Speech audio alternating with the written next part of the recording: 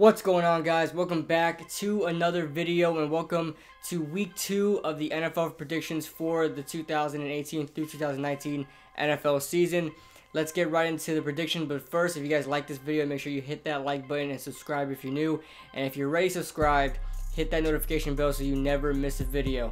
Alright, so last week I struggled, admittedly so. Like usually when it comes to week 1 in the NFL, I usually start off hot, like going 11-5, 10-6, somewhere around there, 12-4, whatever it is. I usually hit the double digits. This week I went 9-6-1. I'm going to count that Steelers and Browns game as a tie. I don't know. Some people do it as losses and some people do it as ties. I'm just gonna do it as a tie because I don't want to have my record look worse. The Cleveland Browns end things in a tie. They end their losing streak in a tie, which is the weirdest way to end a losing streak and still not win a game. It's just the Cleveland Browns are something else. Anyway, let's get right on to the predictions. Okay, like I said, last week I went 9-6-1 straight up, and against the spread I went 7-8-1. That tie being, I believe, the Denver Broncos versus the Seattle Seahawks, when I chose the Denver Broncos -3 and they won by 3, so it was a push. Alright, so week 1, Thursday Night Football, the Ravens at the Bengals. Both of these teams had phenomenal games for themselves. The Ravens against the Buffalo Bills, in which they demolished that team 47-3. Like Lamar Jackson even was able to play in this game. Nathan Peterman, it's still the old same Nathan Peterman, and Josh Allen is exactly what I expected because he is not ready to play this year. And honestly, if there's one quarterback that's going to be a bust out of the quarterback class this year, it's going to be Josh Allen. Both these teams played well. Cincinnati also, I think Cincinnati had a more competitive game, but you know, the Ravens had the more impressive game. If you ask me, the Bengals were just more fun to watch with how competitive they were playing. Joe Mixon is actually looking like, I mean, we've seen flashes of Joe Mixon last year, and I know he was battling some consistency issues, but this year, right now, so far, Joe Mixon looks really good and really looks like that running back we've seen out of Oklahoma a couple years ago. Andy Dalton doesn't look too bad. AJ Green still looks good. You guys know AJ Green is a beast at receiver. Definitely still struggling with some fumbling issues, but still a beast at receiver. The Cincinnati Bengals, especially their defensive line, looks really good. Atkins, Carlos Dunlap, to name a few. Both of those guys just got inked for new contracts, and they are playing like so. Each of them had a sack in last week's game. Don't know if they had multiple sacks, but I know they definitely did have a sack. So both these teams really look good coming off their week 1 wins.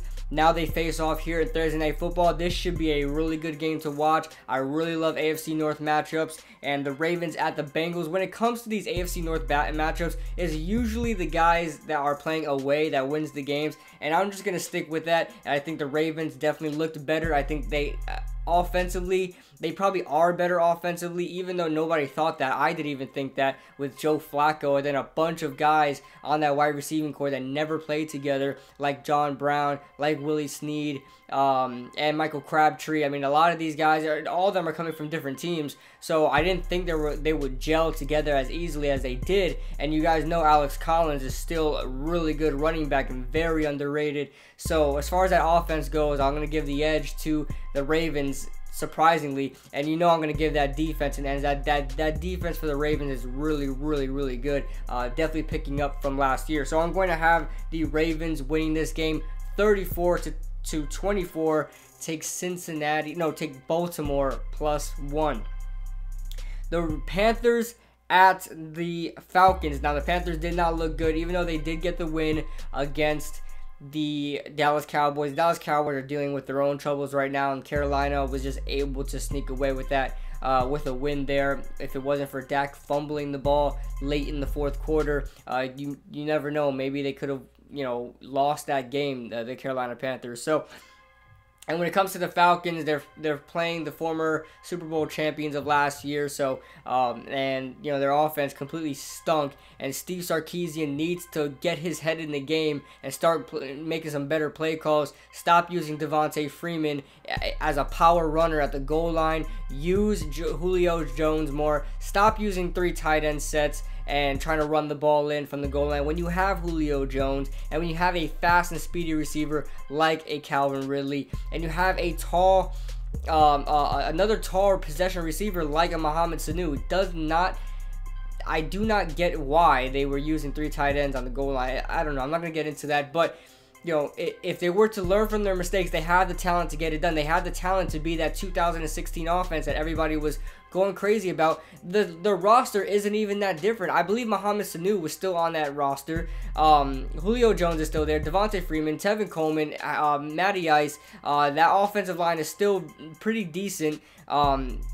That the tight ends are relatively the same. I know Austin Hooper. I think Austin Hooper was there on that 2016 offense as well. I mean, the same guys are there. Why can't they get anything done? Is because of the offensive coordinator. Steve Sarkisian really needs to get his head in the game. This is not college. This is the NFL. Use your talent to your advantage, please. It doesn't matter if it's Julio Jones all the time. Throw it to Julio Jones. If it's not broke, don't fix it. So I'm gonna have the Falcons winning this game in anticipation that they fix their mistakes from week 1 and they actually call some good plays here in week 2. I'm gonna have the Falcons winning 23-17. Take Atlanta -5.5. The Chargers at the Bills. Listen, the Bills offensively, if it's not for LaShawn McCoy, they probably have no chance in this game. LaShawn McCoy is probably the only thing keeping them in. And LaShawn McCoy is getting older, and you can't really rely on him too much anymore. On top of that, the guy gets some injury issues, so you can't really give him the ball 30 times a game anymore. And then you got Josh Allen. Who knows if Nathan Peterman's going to get the start again. But when you have a quarterback carousel in Josh Allen, you traded away A.J. McCarron, Josh Allen and Nathan Peterman, you really have yourself a bad quarterback options. I mean, either one you start is just going to play bad. I guarantee you there's going to be 3 interceptions in this game. Derwin James is going to get himself one. Maybe a linebacker, let's say freaking like Denzel Perryman or something like that. Maybe Casey Hayward's going to get an interception. I don't know. I think 3 interceptions is definitely going to be guaranteed for the Bills versus the Chargers, and it's all going to come from the Bills. So I've got the Chargers winning this game pretty handedly, 30-6. Take Los Angeles -7.5. The Vikings at the Packers. This is going to be my favorite game to watch this week, besides the Giants and Cowboys, of course.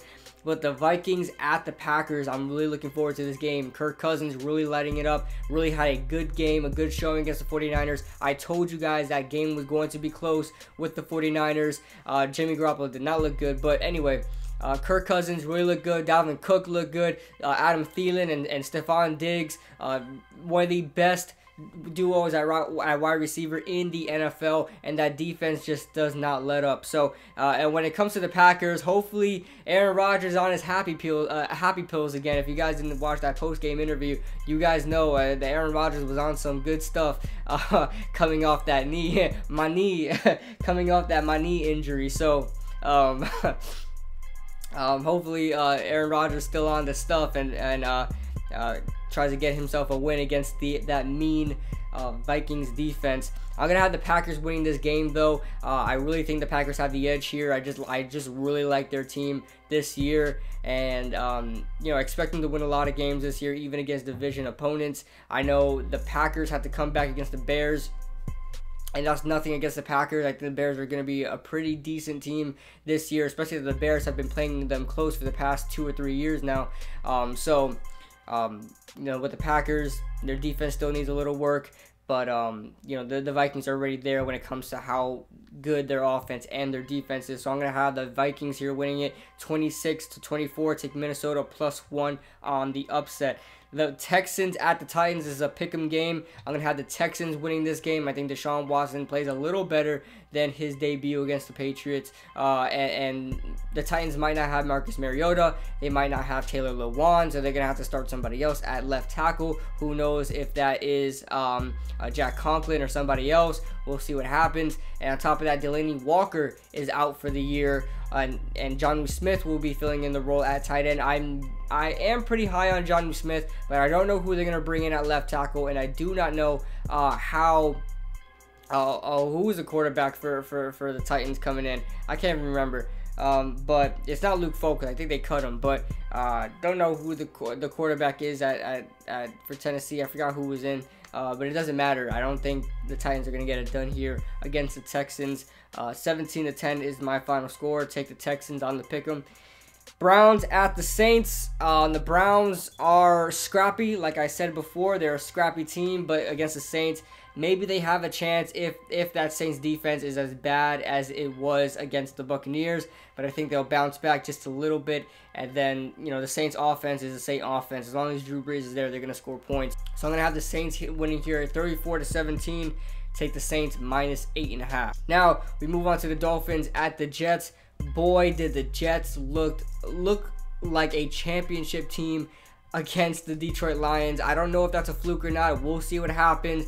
But definitely, I mean, Sam Darnold played well. He didn't throw for over 200 yards, but he did what he had to do. Sam Darnold really looked good on Monday night. I know his first pass was an interception.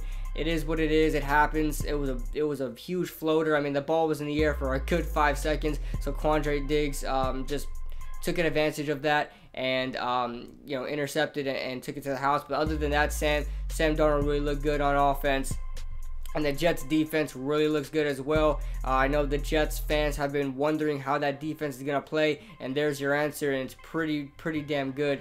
So the Dolphins are coming off a pretty good win against the Titans. Almost led up a comeback. But they were able to hold on just in time with Jakeem Grant return for touchdown. So that's a good thing. And then, when it comes to this game, it's going to be another good game. I know the Dolphins and the Jets, nobody really gets excited about anymore, but I think I'm going to like this game here. Jets versus the Dolphins. I'm going to take the Jets winning this game 27-17. Take the Jets -3. The Chiefs at the Steelers. Now, this is going to be another good game, but listen, I think Big Ben is starting to fall off just a little bit. He's turning the ball over way too much. I know he turns the ball over a lot, but this time he's turned the ball over way too much, whether it be fumbles, interceptions, you name it. On top of that, the guy has injury problems. So, I mean, Big Ben is just falling off just a tad bit, and we've seen that against Cleveland. And Cleveland is not even the best team he's gonna be playing, but not even the best defense he's gonna be playing this year. The Browns defense is better than the Chiefs defense. But I still don't think they're going to score many points. I have them scoring the same amount of points, actually. I have the Steelers scoring 21 and the Chiefs scoring 23. So I'm going to have Kansas City winning this game. Take Kansas City +5.5. The Eagles at the Buccaneers.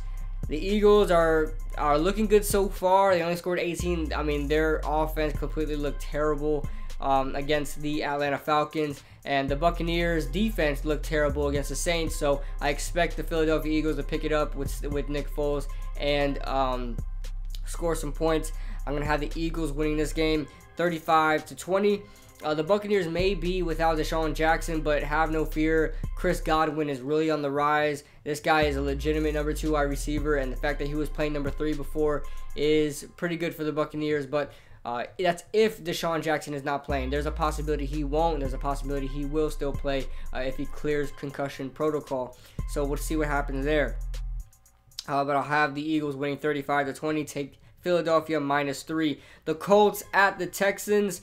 The Colts looked pretty good in Andrew Luck's debut. Andrew Luck was actually moving the ball pretty well against that Bengals defense, and the Redskins actually looked pretty good against the Cardinals, in which I thought the Colts would win that game, but they didn't. But they still look good, and I thought the Redskins were gonna lay an egg against the Arizona Cardinals, and they destroyed the Cardinals. And you know what? Adrian Peterson didn't look too bad at running back, even catching the ball. He doesn't do that very often. But he even caught the ball a couple times and actually took one a long way. So I'm gonna have the Redskins winning this game 27-16. Take Washington -5.5. The Cardinals at the Rams. Listen, I know this is a pretty good rivalry game, but I'm going to have the Rams winning this one after the Cardinals just looked terrible. Even with David Johnson back, they just looked terrible on both sides of the ball. They were just bad. And then the Rams, I know they started off slow against the Raiders, but they easily picked it up, winning 33-13 against the Raiders. I'm going to have them winning this game 31-10. Take Los Angeles -13. The Lions at the 49ers. I'm going to have the 49ers taking this win after that crazy Monday night game with the Lions against the Jets, it was just, you can't expect me to have you winning this, the game after a game like that. So I'm going to have the 49ers pulling off the win here. Jimmy Garoppolo bounces back. Hopefully doesn't throw too many interceptions. Doesn't get sacked as much either. I'm going to have the 49ers winning this game 20-17. Take Detroit plus 5.5. The Raiders at the Broncos. I'm going to have the Broncos winning this game 23-16. John Gruden. We'll see what happens with the Raiders, but it's just not looking good right now. The Denver Broncos, I'll have them covering the spread -6. The Patriots at the Jaguars. I think this could be a game. This could be a good game. It's an AFC Championship rematch here, but the Patriots looked pretty good against the Texans, and the Jaguars did not look good in their Week 1 win against the Giants. I admit that. I mean, the Jaguars did not look good. The Giants had every opportunity to win this game. The Giants just beat themselves there, but the Jaguars did not look good. I expect the Patriots to win pretty handedly, 24-13. Take New England -2. Sunday Night Football. I'll have a preview on this game later on this week. The Giants at the Cowboys. Listen, I think this is going to be a low-scoring affair. Both these offenses did not look good in their Week 1 debuts, and both their defenses actually look pretty good, so this may be a low-scoring game. I think the Giants did pretty well against the Jacksonville offense, and I think the Dallas defense actually looked pretty well against the Carolina Panthers. I know there was a lot of penalties for the Dallas Cowboys. There were some parts that they could have.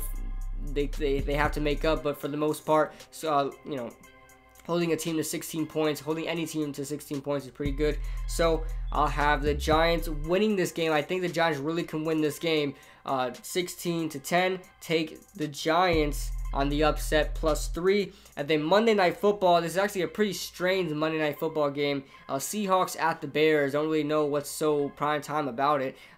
These teams share no relation whatsoever, but it is what it is.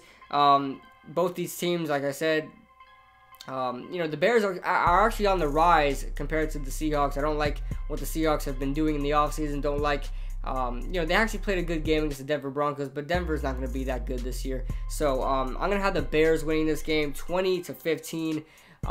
Take Chicago -3.5. I don't know if Doug Baldwin's going to be playing this game, and if Doug Baldwin does not play in this game for the Seahawks against the Chicago Bears, this might be a pretty bad disaster for the Seahawks on offense. Doug Baldwin is a very good wide receiver and definitely needed on that offense to succeed. Otherwise, you're looking at guys like Tyler Lockett out there, and a few of those tight ends that they're trying to make a name for themselves on that offense. So Russell Wilson is really pretty much the only guy he's got. That running game, they can get as much running backs they want in there, and they're just not going to find the right one to replace Marshawn Lynch, not just yet. So I'm going to have the Chicago Bears, like I said, winning 20-15. Take Chicago -3.5. Those are my picks. Let me know what you guys think in the comment section below. Like I said, if you guys like the video, make sure you guys hit that like button. And yeah, I don't know if I'm forgetting anything else, but subscribe to my gaming channel. Link is in the description below. So are all the picks if you guys want to just scroll through that real quick. And yeah, I'll see you guys in the next video.